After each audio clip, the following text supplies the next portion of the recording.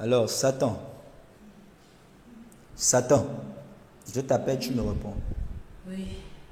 Oui. Donc, tu veux qu'elle te serve pendant que son créateur, son Dieu, qui a établi sa destinée, a décidé d'autre chose. À savoir qu'elle le serve lui. Et toi, tu veux qu'elle te serve. En tant que qui? Elle a une grande gloire. Elle a une grande gloire. Ok. Toi, tu as été envoyé par son père dans sa vie. Hein? C'est moi qui ai possédé tout ce monde. Tu les as tous gérés afin de pouvoir te rendre maître de la vie de cette fille.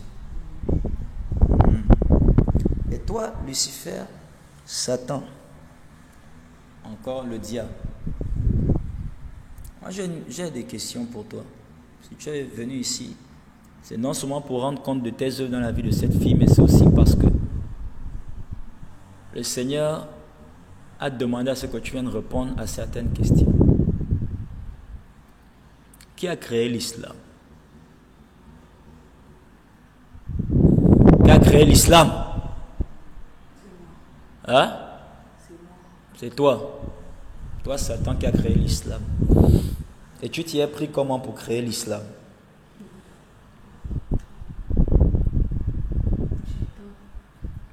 Hein? Tu as? Avec mon emprise. Avec ton emprise. Tu as emprisé qui?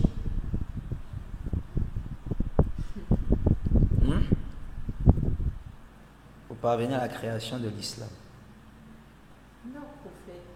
Leur prophète, Mohamed ou Mahomet.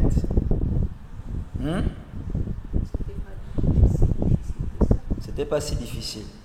Pourquoi ça a été si facile pour toi de passer par Mohamed et de le posséder et à travers lui créer cette religion islamique? Parce que les hommes sont stupides. Quelle était sa stupidité? Hein?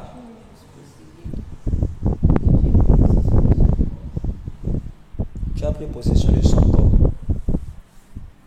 Comment tu t'y es pris? Tu ne possèdes pas n'importe qui. Est-ce que tu peux posséder un vrai chrétien? Hein? Tu ne peux pas. Alors comment tu t'y es pris pour le posséder? Et quelle était cette porte? Hein? Oui, mais je t'ai posé la question. Nous sommes en train de parler de Mohamed. Quelle était cette porte? Depuis le ventre de sa mère. Qu'est-ce qui s'est passé dans ce ventre? Hein? Quoi? Elle ne priait pas. Elle ne priait pas. Je n'importe où. Je pouvais entrer, mais je suis entrée. Ok, d'accord. Ok. Alors, tu as créé la religion islamique. Et tu as envoyé Jézabel remettre le Coran à Mohamed. C'est ça? Hein? Tu as envoyé Jézabel remettre le Coran à Mohamed. Et ce Coran, tu t'es inspiré de la parole de Dieu. Tu as juste changé des verbes, changé des phrases, modifié certaines choses et ajouté. Donc tu as juste fait le contraire de l'instruction de Dieu donnée par Jésus à Jean le bien-aimé dans le livre de l'Apocalypse. À savoir, n'ajoutez rien, ne retranchez rien. N'est-ce pas? Ok. Donc tu es allé sur la base de la désobéissance à cette instruction pour créer ton Coran. Et tu as mis ta marque de serpent sur ce Coran-là. Hein? Ok. Alors, il y a quelque chose que tu as surnommé le pèlerinage à la Mecque. Qu'est-ce que c'est?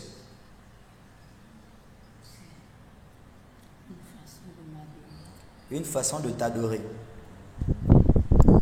Tous les ans. Hein? Tout le temps. Tout le temps et tous les ans. façon pour eux de t'adorer. Pour montrer combien de fois je suis glorieux. Pour montrer combien de fois tu es glorieux. Alors, donc tout ce monde t'adore pour le peu de nombre, pour le plus grand nombre, je veux dire, ils ne savent pas qu'ils t'adorent. Parce que tu as bien dissimulé ça. Ok, d'accord. Alors donc, tu as dissimulé l'adoration de ta personne dans l'islam.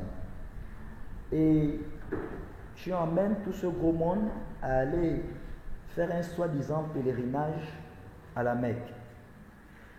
Alors, qu'est-ce qu'il y a sous cette Mecque-là?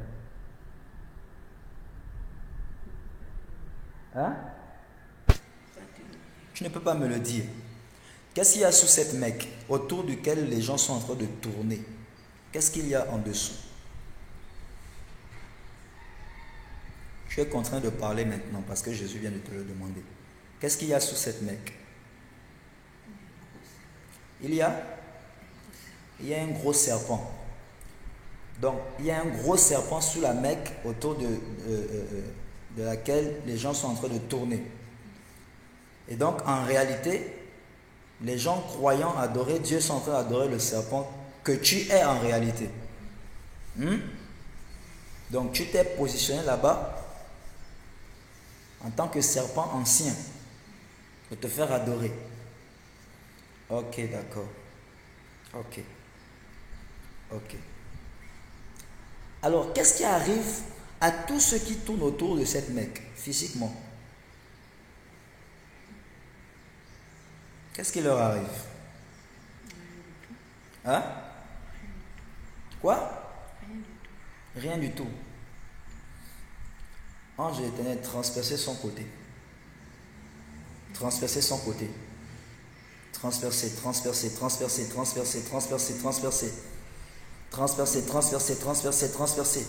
Tournez vos aiguillons à l'intérieur.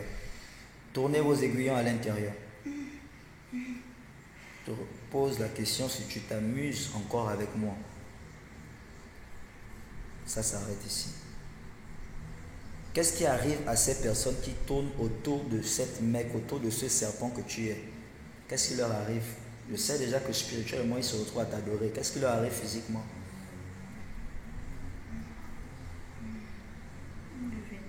Hein? Ils te vénèrent.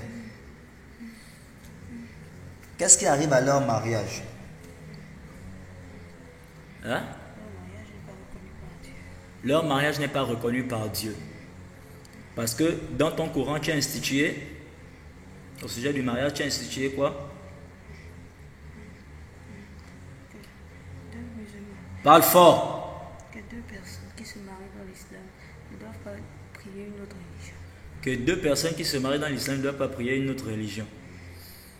Ils se disent qu'ils se marient. Okay. Ils se disent qu'ils se marient entre-temps? Ils ne se marient Ils pas. ne se marient pas. Ok, d'accord. Et tu leur as enseigné la polygamie. La polygamie vient-elle de Dieu?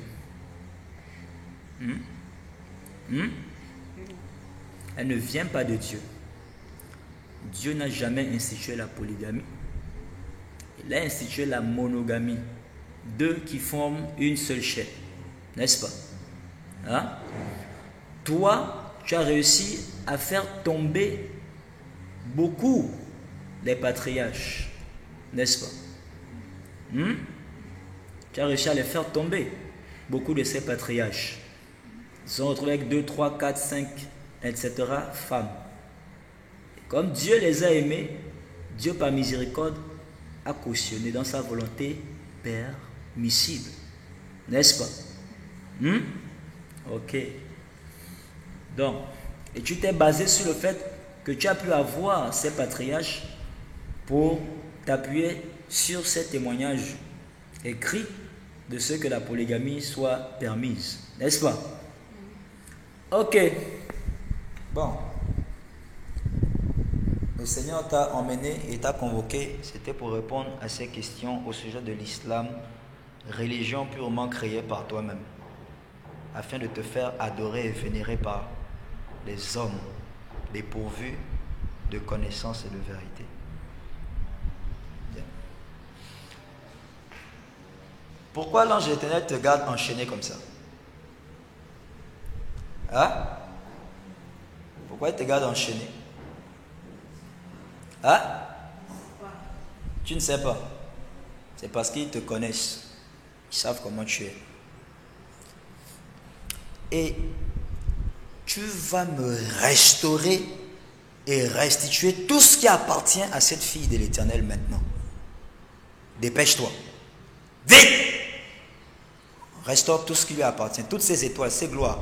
Et tu cesses dès cet instant d'être son mari de nuit. Tu ne seras plus jamais son mari. Parce que tu quittes séance tenante en tant que mari. Quitte chaque domaine de sa vie. Libère ses enfants. Libère son mari, son mariage. Libère sa richesse.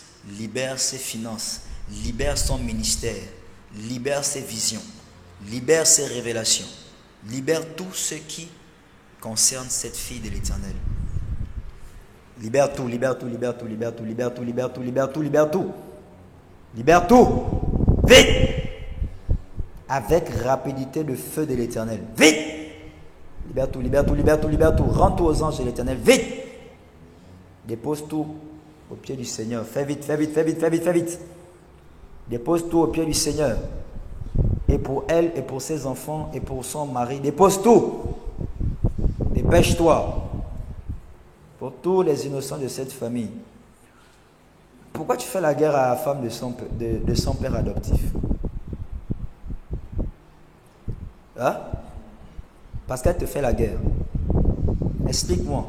Comment est-ce qu'elle te fait la guerre?